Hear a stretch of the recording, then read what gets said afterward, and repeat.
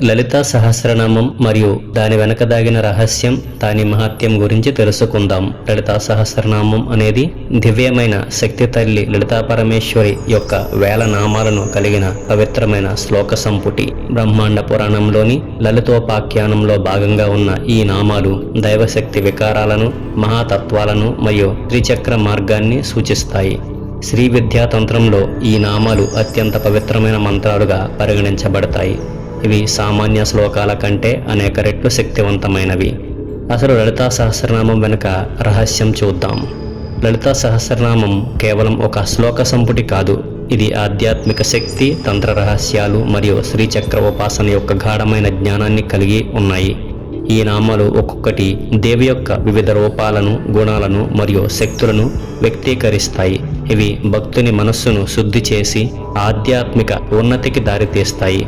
శ్రీ విద్యా సాధకులకు ఇది ఒక మార్గదర్శినిగా పనిచేస్తుంది. శ్రీచక్రంలోని ఒక్కొక్క బిందువును ఈ నామాలతో అనుసంధానం చేస్తుంది. పారాయణం వల్ల కలిగే ప్రయోజనాలు చూస్తే, లలితా సహస్రనామ పారాయణం అనేక ఆధ్యాత్మిక మరియు భౌతిక ప్రయోజనాలకు దారితీస్తుంది. బుద్ధి, శాంతి, ఆరోగ్యం. మనస్సు స్థిరత్వం కలిగించి స్పష్టంగా మరియు ఆరోగ్యము సమకూరుస్తుంది.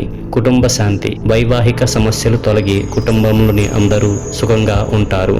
శత్రు మరియు దృష్టి దోషాల నివారణ. శత్రుభయం మరియు దృష్టి దోషాల నుండి కూడా రక్షణ కలిగిస్తుంది. ఆధ్యాత్మిక శక్తి. దైవ సాన్నిధ్యం మరియు ఆధ్యాత్మిక సామర్థ్యం పెరుగుతుంది. ఆర్థిక మెరుగుదల. లక్ష్మీ కటాక్షంతో ఆర్థిక స్థితిని మెరుగుపరుస్తుంది. సంకల్ప సిద్ధి. అనుకున్న పనులు విజయవంతంగా పూర్తయ్యేలా చేస్తుంది. ఆశయ సాధన. మనస్సును దైవం వైపు ప్రేరేపిస్తుంది.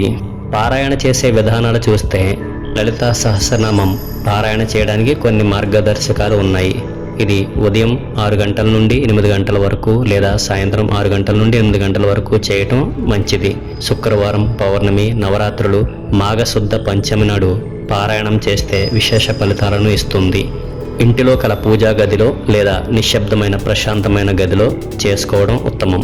స్నానం చేసి పరిశుభ్రమైన దుస్తులు ధరించి శారీరక మరియు మానసిక శుద్ధితో ఉండాలి. అమ్మవారి ఫోటో లేదా శ్రీచక్రం ముందు దీపం వెలిగించి పుష్పాలతో పూజా స్థలాన్ని సిద్ధం చేసుకోవాలి. పారాయణ భక్తితో శ్రద్ధగా ఒక్కొక్క నామాన్ని స్పష్టంగా ఉచ్చరించాలి. పారాయణానికి ముందు మరియు తర్వాత హారతి ఇవ్వాలి, నైవేద్యం సమర్పించాలి.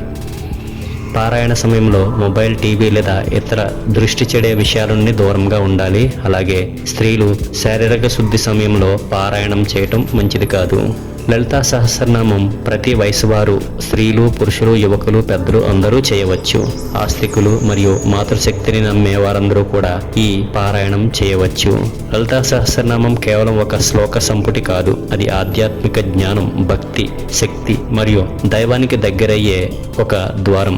దీనిని భక్తితో శ్రద్ధగా చేయటం ద్వారా భక్తుల జీవితంలో శాంతి, సౌఖ్యం మరియు ఆధ్యాత్మిక ఉన్నతి పెంపొందిస్తుంది. ఆ శక్తివంతమైన మాత లలితాంబ